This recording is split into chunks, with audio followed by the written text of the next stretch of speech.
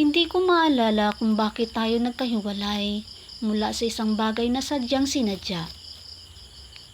Magpakailanman ang pangako sa ating mga puso.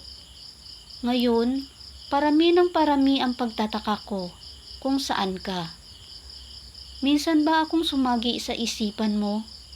Kahit kailan nagising ka ba na inaabot ako? Minsan ba sumagi ako sa isip mo sa tuwing namimiss kita?